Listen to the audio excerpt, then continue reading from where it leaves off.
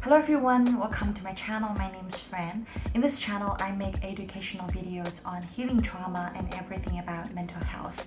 Today, I wanted to talk about one unique experience that I have, and I think a lot of people will share the same experience, that is to wake up feeling shitty.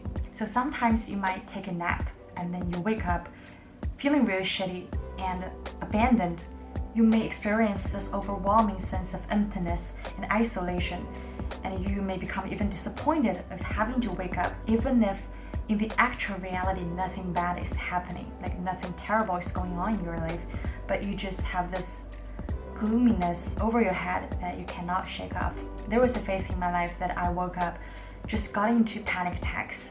I didn't know what's going on, but I just immediately got up and I was looking around, nothing bad is happening, like it's this peaceful afternoon, but I just feel like my breath is extremely shallow. It was like I was under attack or something. I was in this hyper vigilant kind of mode. I was constantly looking around and trying to find threats, but nothing bad is actually happening.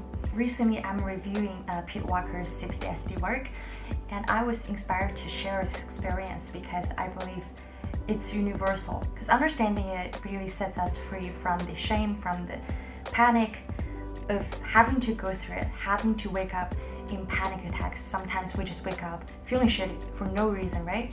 And we suspect that there's something wrong with us, or like something bad is going to happen because our body or our brain respond in this way. So there are two things that really Pete Walker used in his book, Help Me Understand How This Works. The first aspect is the way he used this term, and I wanted to share two aspects that really help me understand the situation and release myself from the shame and fear of it. So the first thing is that he termed it as abandonment menage. So I've made a video specific talking about it, explaining it. If you're interested in finding out in detail, I'm going to put it up here, but I'm going to explain it in brief. So when you are trapped in a sense of fear, shame, and depression, you are going through this. You don't have to experience actual abandonment of it, but the emotional aspect of it. If you have ever been left alone, if you have ever been feeling like your parents aren't there to respond to your emotional needs, like when you're sad, when you're hungry, or when you are sending emotional signals, they are not ready to respond to you. Like they might shun away from it because they don't want to deal with their emotions. They might try to minimize it, deny it, or just saying that, well, you're overreacting, you're being too sensitive, like it's not a big deal or something. When you're being rejected of their unconditional support, unconditional positive regard, unconditional love or care, you will experience this abandonment feeling. You first become afraid of your own emotions because you feel like it's something that you cannot handle by yourself, and when you turn to your parents for help, they won't be there to help you, and then you become ashamed of it because you think there's a monster inside of you.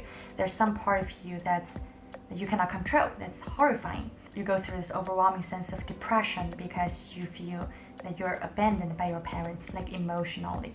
So when you wake up feeling shitty, it's very likely you have one of those flashbacks, like you're re-experiencing, reliving the experience that you felt as a child, as if like you're being abandoned, as if like you're this hopeless, helpless child again, even if you're in the actual reality, like nothing is happening.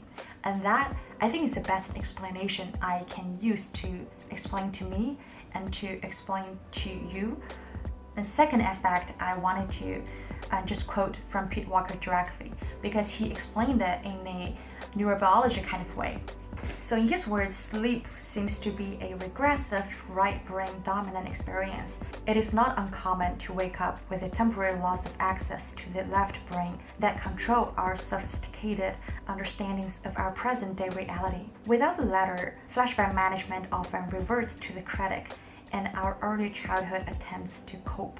So this flashback he was referring to was this reliving experience. So when you have an emotional flashback, so when you are triggered of something, then you start to relive the past experience as a child. And I think that really explains to me why a lot of times I wake up feeling just depressed. I had this actual experience of being abandoned when I was in my sleep. like being abandoned. So one day I told my grandma like I wanted to wake up at 4 p.m. I think I was 3 or 4 years old. I wanted to watch a show, like cartoon or something, and she forgot to wake me up, and I woke up by myself on the bed. She was not there.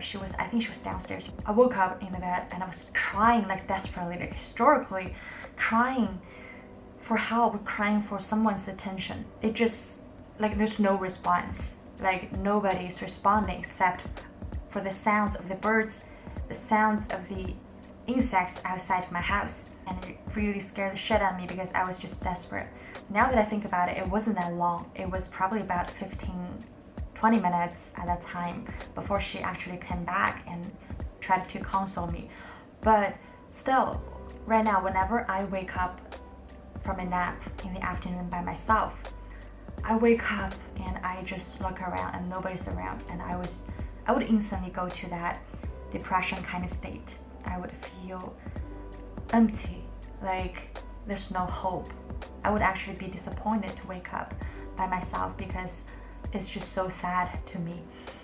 And then I would get up, just try to distract myself from the hustle.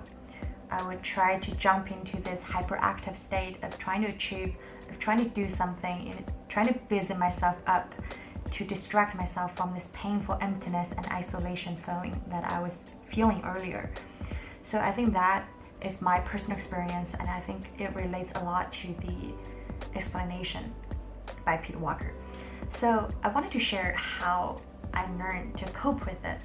So nowadays, because I've become increasingly aware of how I respond emotionally to a certain trigger, to certain situations, one thing really helped me was when I realized that I get trapped in this state when I wake up, I would try to close my eyes and I would try to take like really deep breath and just do a couple of rounds, and to touch my finger with my own finger, just try to feel the boundary of my body, try to feel the nuances of my skin, the warmth of it, the texture of it, and the micro movements within my body, the sensations.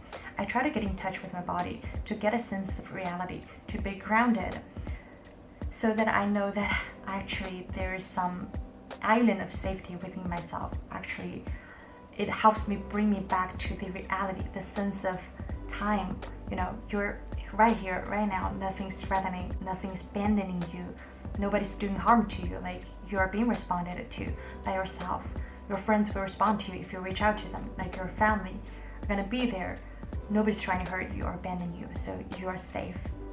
As long as I start to get a perception of safety within my own body, I become more willing to explore the external world. I become more peaceful when I actually have to get up and do something, instead of just jumping and distracting myself. Alright everyone, I hope this video is helpful. If you like it, please give it a thumbs up. If you wanted to see more videos like this, please subscribe, and I'll see you next time.